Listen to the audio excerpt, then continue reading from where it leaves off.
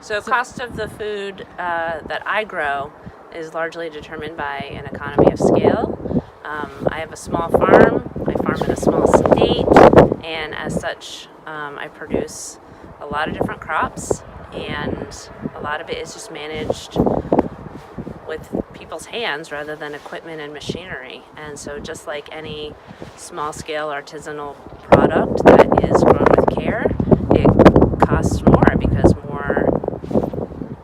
more hands touch that product, and it's done sort of in a more intimate way, and as such, the cost of the product is higher.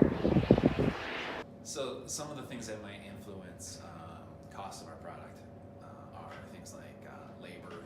Labor is probably the biggest one on the farm.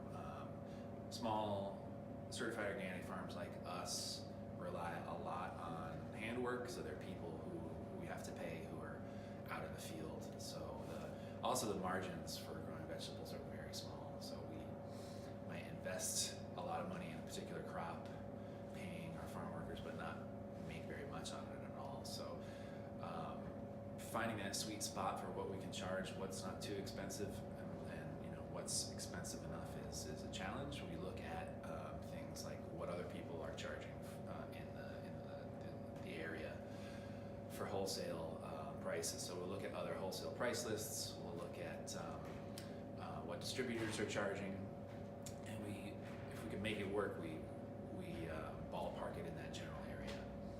If it's a particular crop that we know that somebody wants, that we have extra costs involved, we might go above and beyond that. But generally, we think we try to keep our prices fair in what's regionally the regional pricing.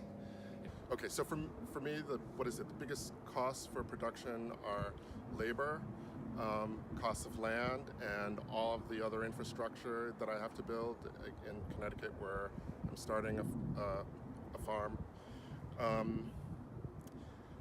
Also, the other challenge is that, we have a very vulnerable ag economy, so there aren't a lot of suppliers that are local and regional. And that means when I need certain inputs, I have to pay for transportation costs from far away. And I think it's tough when there are a lot of local suppliers that have gone out of business, or there are just not enough farms around to support that ag economy. We focus in on one specific crop for the most part, which is head lettuce. And it's pretty easy for us to add head lettuce production into our system, especially given that it's for the school year, which starts in September. And around here, we're able to take our lettuce sales sometimes almost all the way to Christmas break. The cost and affordability factor of it is that we've already gone through most of our farming season. The lettuce production is sort of a bonus add-on for us. If we didn't have the schools willing to take product from us at that time of the year, we probably wouldn't do that production with something else and sell it in any other way.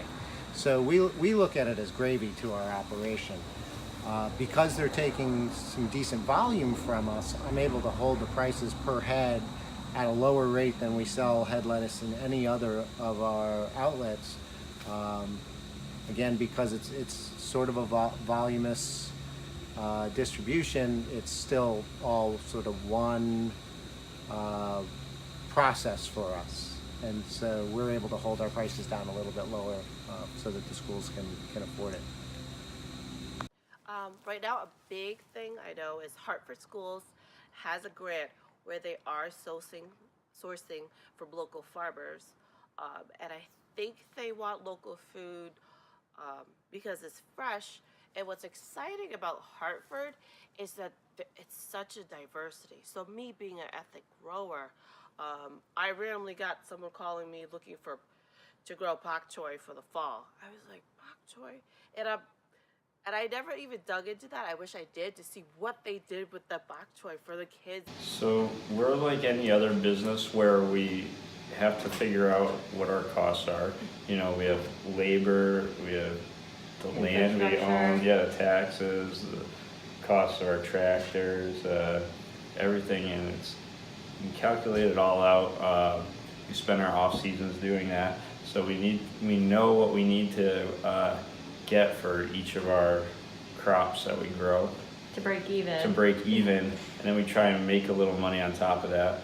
A lot of times during the off season too, well, during the off season and, you know, during the growing season, we'll look around at the grocery store prices. We'll go to other farmers markets, see what other people are charging, you know.